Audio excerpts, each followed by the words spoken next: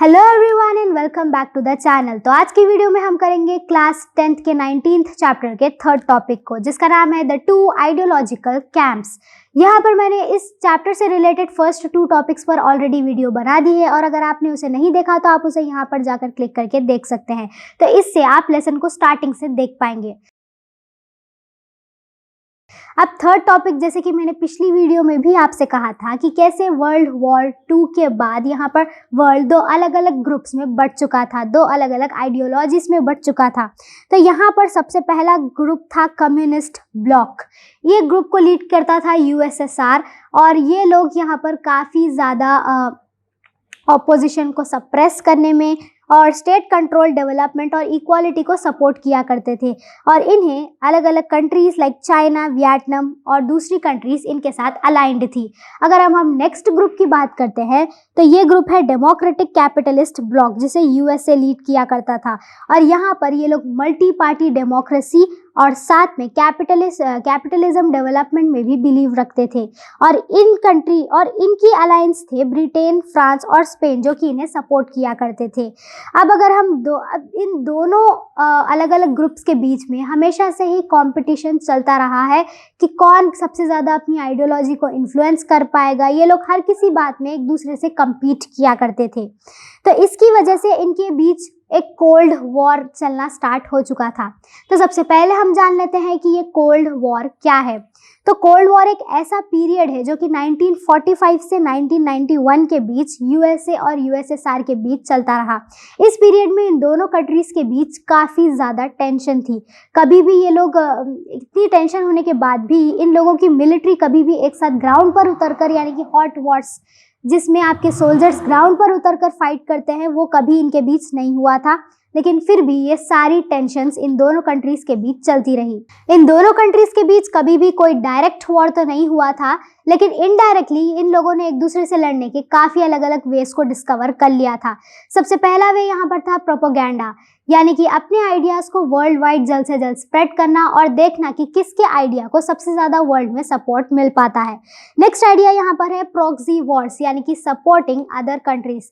For example, अगर यहाँ पर वर्ल्ड की 2 अलग अलग कंट्रीज़ के बीच कोई कॉन्फ्लिक्ट चल रहा है या फिर कोई वॉर चल रहा है, तो यूएसए और यूएसएसआर इन दोनों का उन दोनों कंट्रीज से कुछ भी लेना देना नहीं है। फिर भी वो लोग उन दोनों कंट्रीज में से अपनी अपनी साइड वाली कंट्री को चूज कर लेंगे और उन्हें सपोर्ट भी करना स्टार्ट कर देंगे। और ऐसा करने की वजह से इन दोनों कंट्रीज पर तो कुछ भी असर नहीं होगा उसका, क्योंकि वॉर इनकी लैंड पर तो लड़ा नहीं जा रहा, लेकिन वो जो कंट्रीज लड़ रही हैं उन पर ही सभी वॉर का इम्पैक्ट भी होगा, उन्हीं पर ज़्यादा डिस्ट्रक्शन भी होगा और वो लोग जीते या हारे इससे यूएसए और यूएसएसआर को कोई फ़र्क नहीं पड़ता। नेक्स्ट है यहाँ पर आर्म्स रेस। ये लोग एक दूसरे से कम्पीट किया करते थे कि कौन सबसे ज़्यादा आर्म्स को बिल्ड करेगा, किसके आर्म्स सबसे ज़्यादा स्ट्रॉन्ग होंगे, डेवलप्ड होंगे। नेक्स्ट है मिलिट्री अलायंस। इस टाइम पर दोनों ही कंट्रीज़ ने अपने अपने मिलिट्री अलायंस को क्रिएट कर लिया था।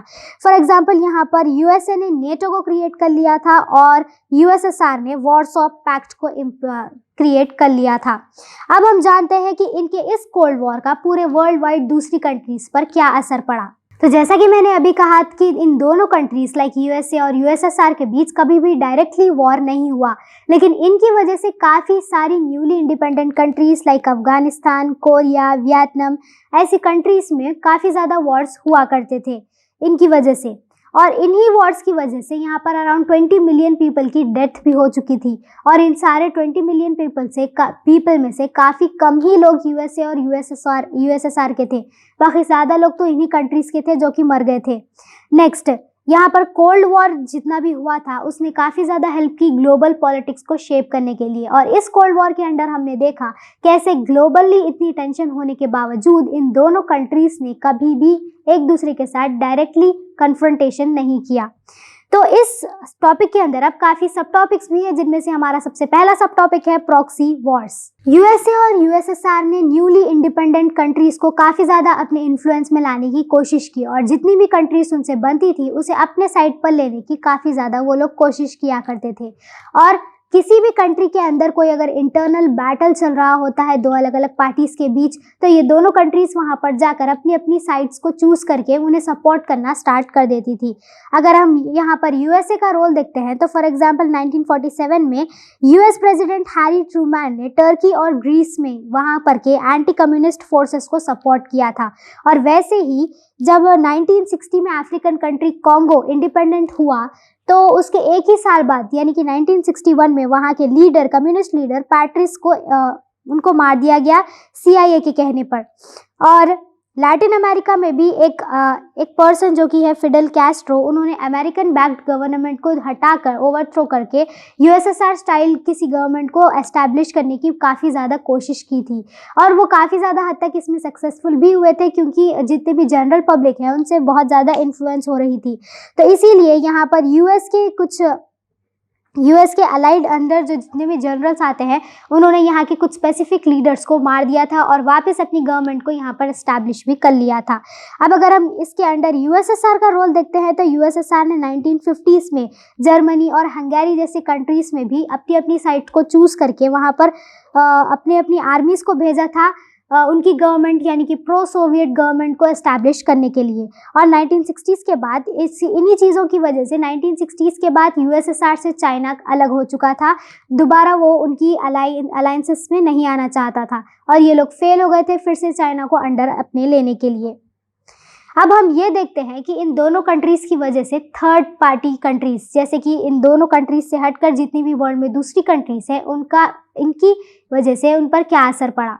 1979 में जब यहाँ पर USSR ने अफगानिस्तान में इन्वेड किया था फ्रेंडली गवर्नमेंट बनाने के लिए, तो इसके रिस्पॉन्स में USA ने यहाँ के जितने भी लोकल रेबल्स थे अफगानिस्तान के, जो कि काफ़ी ज़्यादा रिलीजियस एक्सट्रीमिस्ट थे, उन्हें सपोर्ट करना स्टार्ट कर दिया था।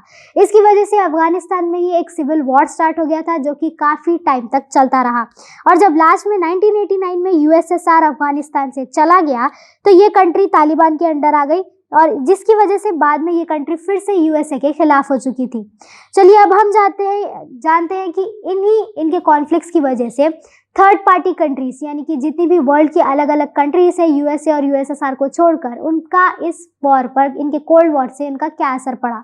USA और USSR के बीच जितने भी कॉन्फ्लिक्ट्स हुए वो डायरेक्टली इनकी लैंड पर तो नहीं हुए, ये सारे कॉन्फ्लिक्ट्स इनडायरेक्ट थे जो कि मोस्टली किसी भी थर्ड कंट्री में हुआ करते थे। अब क्योंकि अब यहाँ पर ये थर्ड कंट्री में हुआ करते थे वॉर्स, तो वॉर के बाद जितना भी सारा डिस्ट्रक्शन और लॉस होता है वो किसी थर्ड कंट्री को ही फेस करना पड़ता था, क्योंकि यहाँ पर USA और USSR के ट्रूप्स डायरेक्टली तो इन्वॉल्व नहीं थे इस वॉर में, तो इसीलिए वो लोग कोई कॉम्पनसेशन भी पे नहीं किया करते थे। और इस राइवलरी की वजह से ये कंट्रीज अनस्टेबल होती जा रही थी, क्योंकि ये कंट्रीज न्यूली इंडिपेंडेंट कंट्रीज हुआ करती थी ज़्यादातर केसेस में, और ये लोग काफ़ी कम टाइम हुआ था इन लोगों को कॉलोनियल रूल से फ्री होने के बाद, तो इसकी वजह से इनका रिकवरी रेट काफ़ी ज़्यादा स्लो हो गया था, इनका रिकवरी प्रोसेस काफ़ी ज़्यादा मुश्किल हो चुका था। तो चलिए बढ़ते हैं हमारे नेक्स्ट सब टॉपिक की तरफ जो कि है मिलिट्री अलायंसेस। USA और USSR दोनों ही कंट्रीज के पास अपने अपने न्यूक्लियर वेपन्स तो थे, लेकिन ये बात दोनों कंट्रीज को समझ में आ चुकी थी कि अगर ये लोग एक न्यूक्लियर वॉर लड़ेंगे तो कोई भी नहीं जीतेगा, क्योंकि वर्ल्ड ही नहीं बचेगी। तो इसीलिए इस वॉर को अवॉइड करने के लिए इन लोगों ने अपनी अपनी मिलिट्री स्ट्रेंथ को बढ़ाने पर फोकस करना स्टार्ट कर दिया, और ये लोग अलग अलग जगह पर अलायंसेस बनाना इन लोगों ने शुरू कर दिया अपनी मिलिट्री स्ट्रेंथ को बढ़ाने के लिए। तो यहाँ पर सबसे पहले वेस्टर्न कंट्रीज जिन्हें USA लीड किया करता था, इन लोगों ने नेटो यानी कि नॉर्थन अटलांटिक ट्रीटी ऑर्गेनाइजेशन को 1949 में बनाया था सभी कम्युनिस्ट इन्फ्लुएंस को काउंटर करने के लिए। और इसके रिस्पॉन्स में जितने भी कम्युनिस्ट कंट्रीज हैं जिन्हें USSR लीड किया करता था, इन लोगों ने वॉर्सो पैक्ट नाम की अलायंस बनाई इसके रिस्पॉन्स में। रीजनल अलायंसेस की अगर हम बात करते हैं यहाँ पर, तो USA ने काफ़ी स्मॉलर रीजन्स में भी अपनी रीजनल अलायंसेस बनाई हैं, जैसे कि सबसे पहले है सीटो जो कि है South East Asian Treaty Organization, और नेक्स्ट है सेंटो जो कि है सेंट्रल ट्रीटी ऑर्गेनाइजेशन। अब इन अलायंसेस का एम था इनके सारे मिलिट्री को स्ट्रेंथन करना, जिसकी वजह से ये अलायंसेस बन जाने के बाद दोनों ही कंट्रीज में दोनों की कंट्रीज़ की मिलिट्री पावर काफ़ी ज़्यादा स्ट्रॉन्ग हो चुकी थी। लेकिन ये बात ये दोनों कंट्रीज़ समझ चुकी थी कि वो लोग इतने स्ट्रॉन्ग हो चुके हैं कि अगर उन लोगों के बीच वॉर स्टार्ट हो गया तो इन लोगों को काफ़ी ज़्यादा ह्यूमन लॉस और सिविलाइजेशन डिस्ट्रक्शन को फेस करना पड़ेगा। तो इसीलिए यहाँ पर एक इक्वल पावर का दोनों कंट्रीज़ के बीच बैलेंस बन चुका था, जिसकी वजह से ये दोनों कंट्रीज़ में से कोई भी एक दूसरे के ऊपर वॉर स्टार्ट नहीं कर पा रहा था। लेकिन अगर हम इन दोनों कंट्रीज़ के बेनिफिट्स की अगर हम बात करते हैं जो कि उन्हें अपने अलायंसेस की वजह से मिले हैं, तो सबसे पहला तो ये आता है कि उन्हें अपनी अलायंसेस के अलग अलग जितने भी एरिया है वहाँ के उन्हें मेन जितने भी वाइटल रिसोर्सेस हैं उसका एक्सेस मिल गया, फॉर एग्जांपल ऑयल या फिर मिनरल्स। सेकेंडली, इनके प्रोडक्ट्स को सेल करने के लिए या फिर कुछ किसी नई जगह पर इन्वेस्ट करने के लिए इन्हें ओपन मार्केट्स भी दूसरे रीजन्स की मिल चुकी थी। नेक्स्ट, यहाँ पर ये लोग के कोई भी सेंट्रल उनके बेसिस में ये लोग जाकर अपने मिलिट्री बेसिस भी बना सकते थे किसी भी रीजन में, लेकिन वो रीजन इनके अलाइड कंट्री के ही उसमें आना चाहिए था। नेक्स्ट है स्प्रेडिंग देयर रेस्पेक्टिव आइडियोलॉजीज़, जैसे कि जितने भी अलग अलग रीजन्स हैं वहाँ पर अगर ये लोग अपने मिलिट्री कैंप्स डालेंगे तो इन्हें यहाँ पर अपनी आइडियोलॉजीज़ भी स्प्रेड ये लोग आसानी से कर पा रहे थे। और लास्टली, इनके जितने भी एक्सपेंसिव मिलिट्री फंड्स हैं उसमें इन्हें इकोनॉमिक सपोर्ट भी इन रीजन्स की तरफ से मिल रहा था। तो इन शॉर्ट अगर हम कहते हैं तो ये अलायंसेस सिर्फ इनकी सिक्योरिटी के लिए ही नहीं बल्कि इनकी इकोनॉमिक, आइडियोलॉजिकल और स्ट्रैटेजिक गेन्स के लिए ये लोग यूज़ कर रहे थे। बढ़ते हैं हमारे नेक्स्ट सब टॉपिक की तरफ जो कि है आर्म्स एंड स्पेस रेस। अब यूएसए और यूएसएसआर ने दोनों ने काफ़ी ज़्यादा अपना मनी यहाँ पर स्पेंड कर दिया था अपनी वेपन्स की रिसर्च और डेवलपमेंट के लिए, क्योंकि ये लोग अपने अपने वेपन्स को काफ़ी ज़्यादा डेवलप्ड बनाना चाहते थे। तो इसीलिए इन लोगों ने काफ़ी ज़्यादा न्यूक्लियर आर्म्स बना लिए थे, लॉन्ग रेंज मिसाइल्स बना लिए थे जो कि अक्रॉस कंट्रीज अपने टारगेट्स को सेट कर पा रहे थे। और टुगेदर एक साथ मिलकर इन दोनों के न्यूक्लियर वेपन्स इतने ज़्यादा हो चुके थे अब कि वो लोग अगर चाहें तो पूरे वर्ल्ड को मल्टीपल टाइम्स डिस्ट्रॉय कर सकते थे। अब इन सभी चीज़ों को देखते हुए कुछ दूसरी कंट्रीज लाइक ब्रिटेन, फ्रांस और चाइना ने भी खुद के न्यूक्लियर वेपन्स को बनाना स्टार्ट कर दिया था। अब ये रेस सिर्फ लैंड तक नहीं चली, क्योंकि ये रेस एक्सपैंड होकर स्पेस तक भी चली गई।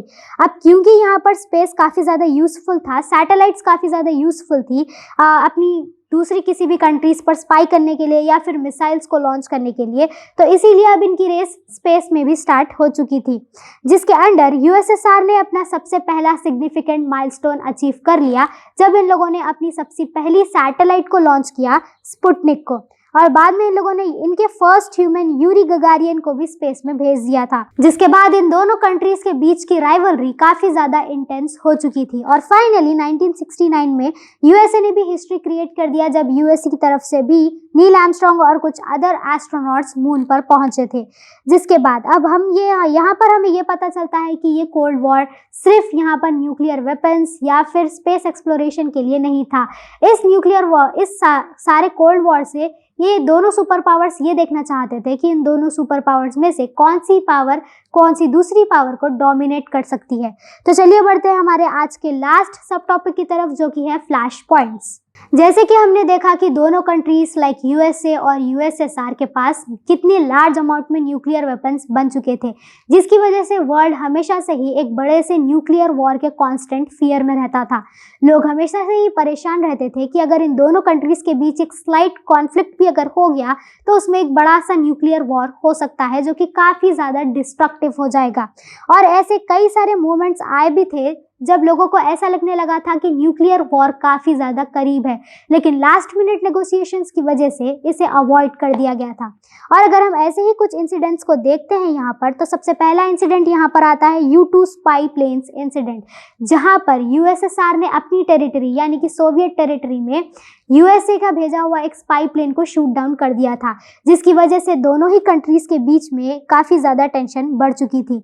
नेक्स्ट है क्यूबान मिसाइल क्राइसिस। इस वाले इंसिडेंट में यहाँ पर यूएसए ने क्यूबा, जो कि यूएसए के काफ़ी ज़्यादा करीब है, वहाँ पर सोवियत यूनियन की एक मिसाइल को डिस्कवर कर दिया था, जिसकी वजह से 1962 में एक डेंजरस स्टैंड ऑफ भी हुआ था। और lastly Korean and middle east Wars, जैसे कि यहाँ पर सेवरल कोल्ड वॉर के टाइम पर कोरियन और मिडिल ईस्ट कंट्रीज़ में काफ़ी ज़्यादा वॉर्स हुआ करते थे, जिसकी वजह से कई बार सिचुएशन इन कोल्ड वॉर्स में ऐसी हो जाया करती थी कि लोगों को लगने लगता था कि अब इन दोनों कंट्रीज़ के बीच एक डायरेक्ट वॉर ही हो जाएगा। लास्ट में न्यूक्लियर वॉर ऑल्दो कभी तो हुआ ही नहीं, लेकिन लोग हमेशा से ही इसके कांस्टेंट फियर में रहते आ रहे हैं और लोग हमेशा से ही ऐसा सोचते ही रह जाते थे कि शायद ये न्यूक्लियर वॉर काफ़ी ज़्यादा करीब है, लेकिन लास्ट मिनट नेगोशिएशंस की वजह से ये अवॉइड कर दिया जाता था। डिप्लोमेसी और नेगोशिएशंस ने यहाँ पर एक क्रिटिकल रोल प्ले किया हमेशा से ही इन न्यूक्लियर वॉर्स को अवॉइड करने के लिए। तो बस आज का ये टॉपिक और ये वीडियो दोनों ही यहाँ पर ख़त्म होते हैं। मिलते हैं आपसे नेक्स्ट वीडियो में, तब तक के लिए बाय।